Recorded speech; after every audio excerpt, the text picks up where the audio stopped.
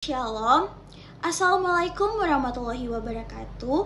Om Swastiastu, Namo Buddhaya, dan salam kebajikan. Terima kasih untuk kesempatan yang diberikan. Perkenalkan, nama saya Monica Ruhu, NIM 230711010557. Ya, saya di sini akan menjelaskan kembali materi dari kelompok kami, yaitu yang berjudul Hukum Acara Pembubaran Partai Politik. Namun sebelum itu, tujuan saya membuat tugas ini yaitu untuk memenuhi tugas dari mata kuliah Hukum Acara dan Praktek Peradilan Mahkamah Konstitusi. Dan saya di sini akan menjelaskan kembali dua poin penting yang ada pada materi kami, yaitu poin yang pertama tentang pemohon dan permohonan, dan poin yang kedua partai politik yang dimohonkan sebagai termohon. Baik, kita masuk pada poin yang pertama, yaitu pemohon dan permohonan. Kewenangan untuk mengajukan permohonan pembubaran partai politik berada secara eksklusif pada pemerintah melalui Jaksa Agung. Artinya, tidak ada pihak lain seperti masyarakat, lembaga negara lain, atau partai politik pesaing yang dapat mengajukan permohonan tersebut. Dan permohonan diajukan secara tertulis kepada Mahkamah Konstitusi sebagai satu-satunya lembaga yang berwenang memeriksa dan memutus perkara pembubaran partai politik. Selanjutnya, permohonan wajib memenuhi unsur-unsur tertentu, yaitu seperti yang pertama, ada identitas pemohon, yang kedua, nama partai politik yang dimohonkan pembubarannya, yang ketiga, alasan pembubaran, dan yang keempat, alat bukti pendukung. Yang pertama, identitas pemohon. Identitas pemohon adalah menunjukkan bahwa permohonan diajukan oleh pemerintah melalui Jaksa Agung sebagai pihak yang sah menurut hukum. Dan yang kedua, ada nama partai politik yang dimohonkan pembubarannya. Disebut secara jelas untuk memastikan objek permohonan. Yang ketiga, ada alasan hukum pembubaran.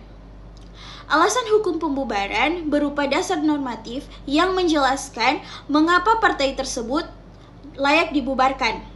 Misalnya, karena bertentangan dengan Pancasila, Undang-Undang 1945 mengancam keutuhan negara atau melanggar prinsip demokrasi. Dan yang terakhir ada alat bukti.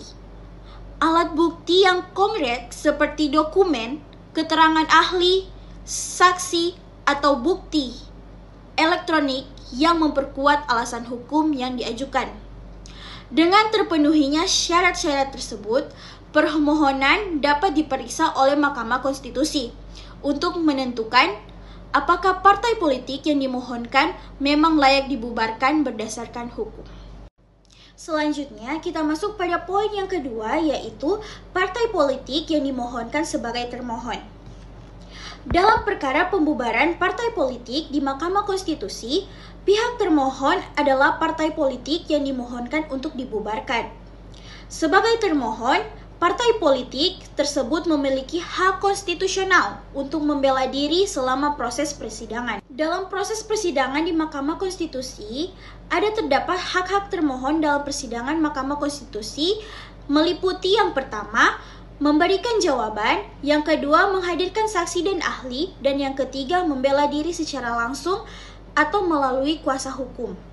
Yang pertama, memberikan jawaban, yaitu partai politik berhak menyampaikan tanggapan atau bantahan terhadap permohonan yang diajukan Jaksa Agung.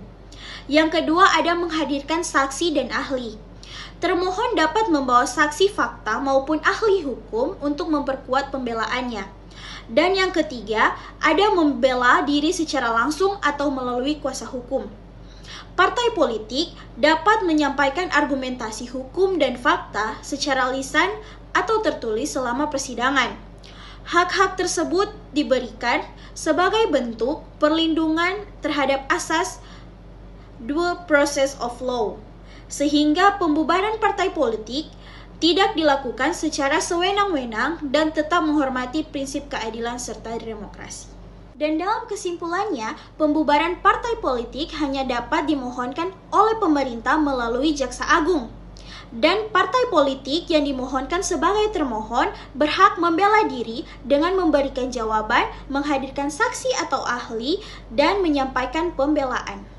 Demikianlah 2 poin penting yang bisa saya jelaskan, dan pada akhir kata saya mau berterima kasih dan mohon maaf jika banyak salah dan kekurangan karena kesempurnaan hanya milik Tuhan.